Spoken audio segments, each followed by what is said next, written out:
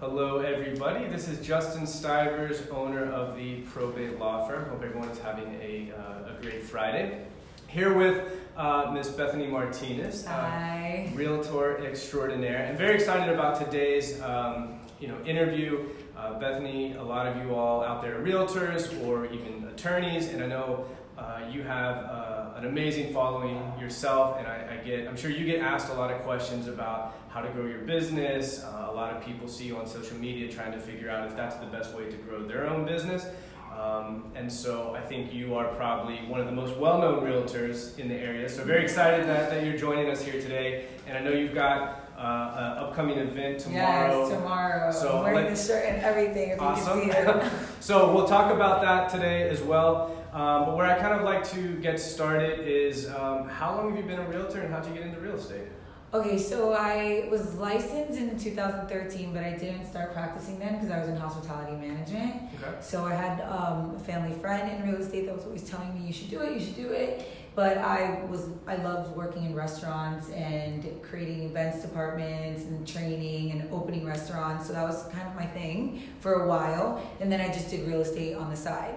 But I worked in so many places throughout Miami. I used to work like at the arena when the Heat would play, and I used to work in all kinds of production events and things like that. So I got to meet a lot of different groups of people. And then also working in hospitality. Hospitality is like a specific niche. Like Once you've worked in a few good restaurants, you know everybody in hospitality. So I would kind of start by, moving a few managers and some staff. And then whenever someone needed a place, they would just come to me.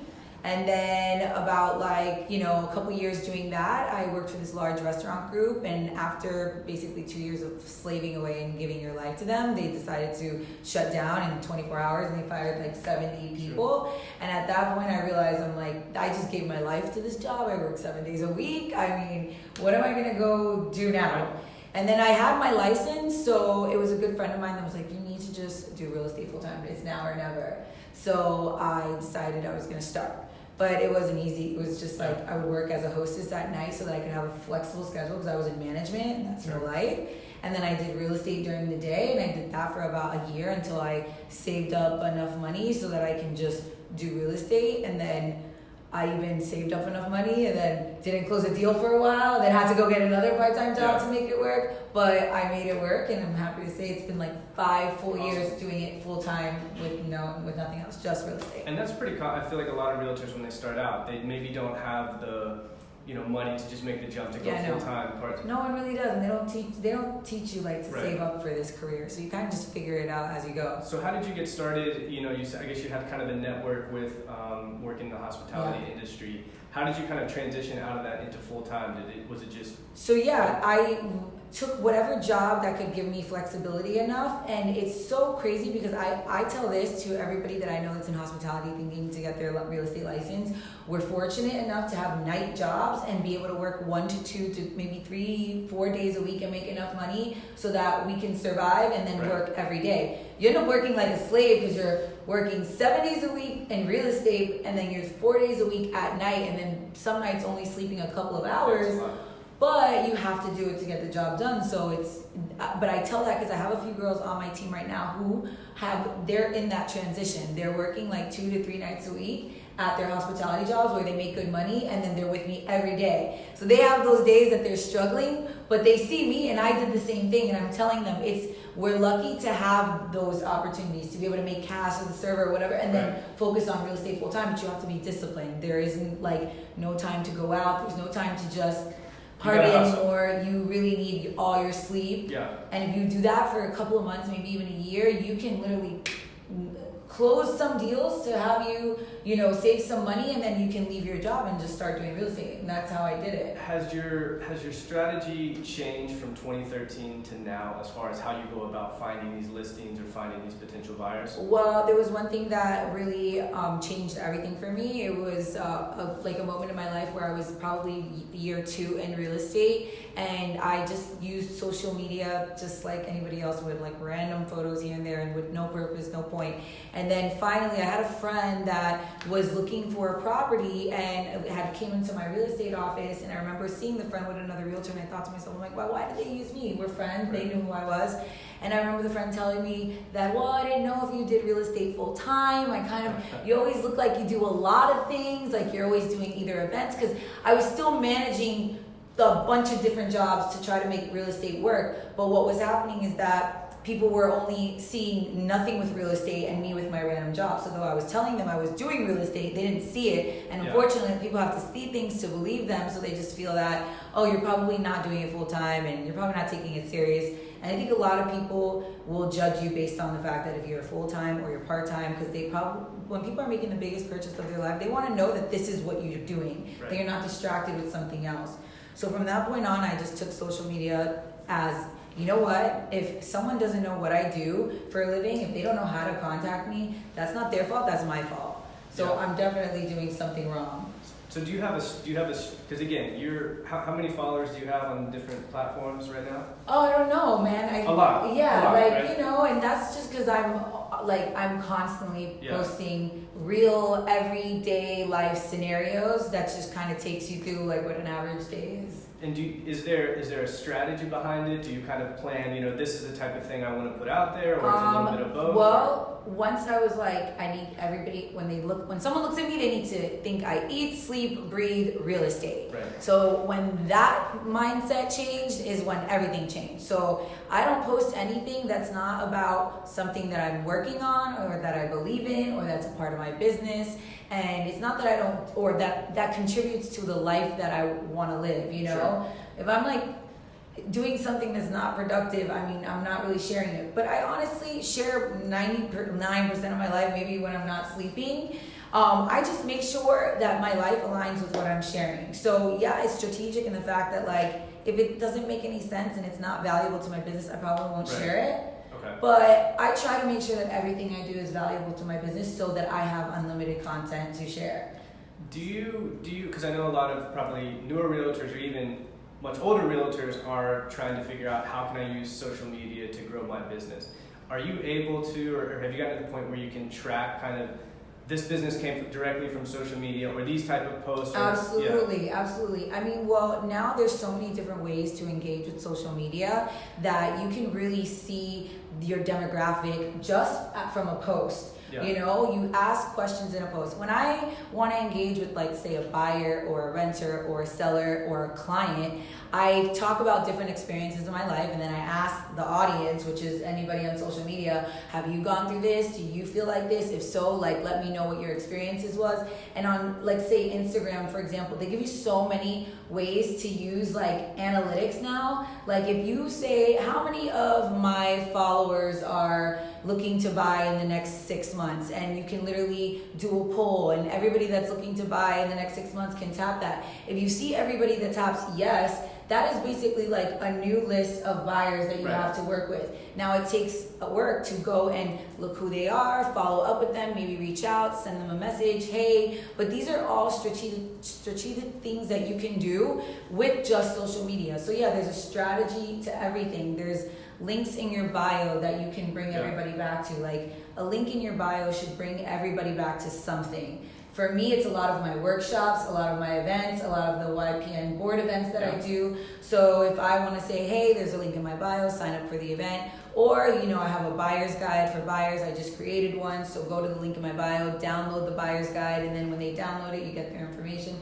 There's so many things you can do, but I would just say, like, just at least focus on one and start one. Yeah, and I think what I hear from that is, don't just take a picture and expect to get results from that. Yeah. So you listed, you've got free reports, you're doing workshops, you're following up with people, and I think that's where maybe a lot of people don't understand that. They maybe see you or see other people out there very active on social media, and they're like, oh, okay, well, let's do a video, and we're gonna, but there's so many people doing that. So just maybe one thing to kind of, give the viewers an idea. So you mentioned on Instagram, you can get a list, and then you can contact them. How do you, what's kind of the strategy So when you that? do a poll, there's polls and you can ask questions, right? If you're strategic about the questions that you ask, where you ask people to tap yes or no. based on your question, when those people tap yes or no, if you're looking for the yes people, anybody who tapped yes, you'll be able to see them down on the line as followers. Now, you're only going to see their Instagram page, but chances are you can write them a message on Instagram. Right. So I always say that if you're a new agent, because I focus a lot on workshops and things for new agents, because I feel that when I first started, it was so hard to just get somewhere. There was like a 2-year gap where you just are lost. Like, yeah, you know how to write a contract, but if you don't have a client, like, what right. contract are you writing? And these classes that they give you, they don't teach you how to build your brand and build your business. So in the meanwhile, while you don't have clients, you can be working on, who do I want to work on? What do I want my brand to look like? What do I want my business to look like? What kind of realtor do I want them to see me as? There's so many little things you can do. And then with social media, like, you cannot have a client and say, hey, I'm looking to work with 3 new buyers. I'm going to give you a free consultation.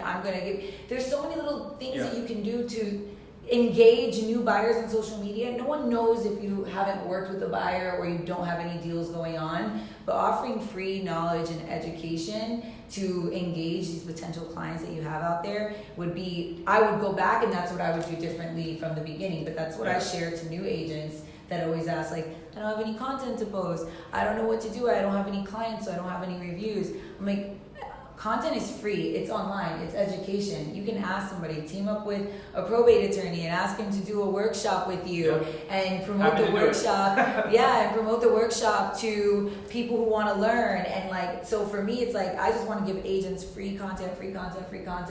And I don't know, for some reason, I like working and educating agents. And then in return, it only makes me smarter. It only gives me more knowledge because I can see what, I'm like, all right, like, this is how we can be better agents to service our customers, right? And then I think customers that are out there watching me do those things are like, wow, like, I like working with someone like that. Like, I like her. Let me hit her up. I think that's huge. A lot of people don't see the value of maybe giving free content, giving free information, putting yourself out there, because there's not an immediate tangible result, and you maybe feel like you're spinning your wheels just doing all of this stuff. But people are watching you, people are seeing what you're doing. It's like what you're doing now. You're a probate attorney, and you're doing these interviews to tap into my network and me tap into yours. This is exactly what it is. It's collaboration. We all can do this. We can all help each other in business. Right. You don't have to ever give me a client, but just me coming on and doing a live with you is so great, because maybe I meet a few new agents, or you're not a realtor. So what if someone sees me on your outlet and likes my energy and wants to use me as their realtor? It's as easy as that. Just getting out there and utilizing the people around you, and there's so many people that are willing to do it. Right. Yeah. So kind of going to that, shifting gears a little bit, but giving free content. I believe you're the upcoming president of the YPN. So I'm president-elect for 2020. Awesome. So I'll be president in 2021. So president for 2020 is Peter Ortega from Keller Williams, but I'm so excited. And then our past president is Wesley from Lux Properties, and she's amazing. So coming down from those two, it's like an honor to be up next. So maybe we can talk a little bit about that organization, because I know there's a lot of YPN members watching, or potential YPN members who need to get involved, because I know the organization does a lot of great events. So many awesome things. Awesome events. And that's free. That's, for you to give back your time, give back your... And it's volunteer work. It's not, we don't get paid to do these positions, and they take a lot of time, but they're so rewarding, because, when you're a realtor, you're under a broker. It can feel very like, oh, I'm in this brokerage, so maybe someone from another brokerage doesn't want to work with me. But when you serve on the board, the brokerages don't really exist. It's like we all serve on the board, and the board is all of us, all 50,000 plus agents, and everybody there has the mindset of educating, giving back, helping agents be better. What can we do to help you grow your business and your brokerage? Right. So it's a great feeling to be under something that doesn't divide us, because it basically just brings us all together. So how can they get involved with the YPN? So it's really easy. I feel like people don't even take advantage of it. You can go to the MiamiRealtors.com and click, Miami YPN All Stars, and you can sign up to be an All Star. That's the first way to do it. You can also go to Miami YPN, the page, the Instagram page, and if you click the link in the bio, there'll be a way for you to sign up and become an All Star. It is, I believe, a small fee. We give you so much value in return. You get free workshops, free swag, and you get invites to all of our events.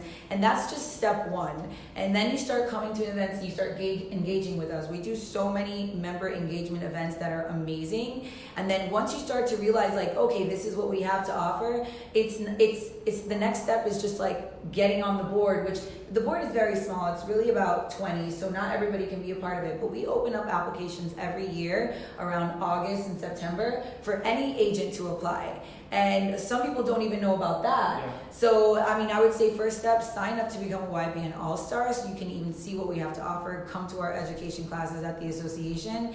And I think showing up is step one. Then you sign up, and then you basically get involved. Yeah, and I think to go back to the new agents who are maybe out there, they don't know what to do. They don't have any listings. They don't have any buyers. Go to an event and just talk, get your name out there. That's basically free or very low cost. Just go to events and put yourself out there and start meeting people. I would say go to strategic events. You Yeah. can waste your time a lot in the beginning of real estate going to every happy hour, going to every event. Lenders have events, people have events, brokers own it. There's so many. Yeah, you want to go to these events, but you want to go with a plan and be strategic. Not every happy hour is a great happy hour to be at, and not every event is going to be productive, you know? So it's kind of like getting in with the right people, and I'd say doing it with the board is the best way because these are all people who are looking to educate anybody that needs the knowledge. Yeah, that's awesome. Okay, and so shifting gears, final topic. So Females for Profit. Yes. This is a child of yours. Tell us what that is, what's going on, and fill us in. Okay, so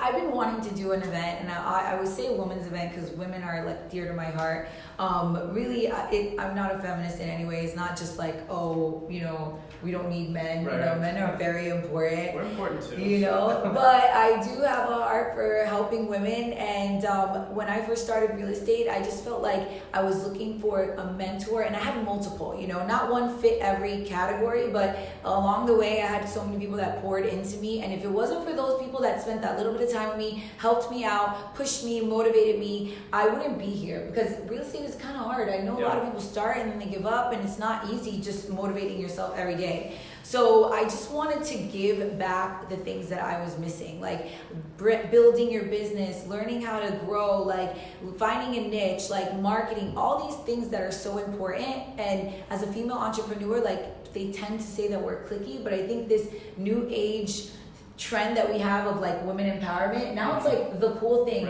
to support each other and collaborate. So I didn't want to do a birthday anymore, and I got a group of my friends together. I'm like, let's do this event, let's promote each other's businesses, because one, I need business. If I don't make money, if I don't close, I don't make money. Like there's no guarantee of money coming in, so what do I need to do to get myself out there? And they were all starting businesses too, so I'm like, what I need to do is what you need to do. It really doesn't separate us just because I'm in real estate. We're all building a business. And so for my birthday, I said, instead of having a birthday party, because I just don't want to do another party, let's do this event. And I came up with this name called Females for Profit. And the name basically stemmed from just reminding myself that I need to make money. And I'm like... No shame in that. Because I go to, you could go to coffee 50 million times, you volunteer, you support, you go to all these different things, and then you're like, wait a minute, like I don't have any checks coming in. There's a problem. So... I don't want to feel bad for wanting to make money, and I don't want to feel bad for wanting to make a lot of it. But I'm someone that's not money driven, so I can easily forget about it too. So it's like this name was like a reminder, like, all right, Bethany, everything needs to be profitable in your life. Everything, your relationships need to be profitable. Your friendships need to be profitable. Your business needs to be profitable. So it's like you really have to do that, like check with yourself, like where my life is it just I'm pouring out and I'm not getting back. And I think you have to do that at every point in your life with everything that's going on. So when I really made that adjustment, and Females for Profit, the name was like, all right, it's a reminder. Then it started, just so many other layers started adding to it. Women wanted to get involved, were starting a business. I started noticing that a lot of women in real estate are passionate about other things, but they don't promote it because they don't want to take away from their real estate business. So they have like a side business with clothing. And I'm like, well, why does it ever have to take away? Why can't it just add? So if you're passionate about something, bring it into your real estate business. Use it as your niche. Use it as a way to connect with another demographic and build it into your brand. adding essentially. Like what you're doing, You know? what you're doing with Females for Profit is adding into your real estate business. Yeah, because I'm real estate first, but I came from hospitality and I love doing events, but I can't just do events for just the purpose of doing events. I'm not an events coordinator, but I've been able to do real estate related events, and now so that I don't have to just do real estate related events, I'm being strategic with myself. Females for Profit doesn't limit you to just real estate. It's any women entrepreneur, which opens up a floodgate of so many more women that I can connect with. So they all know me as real estate, and I get to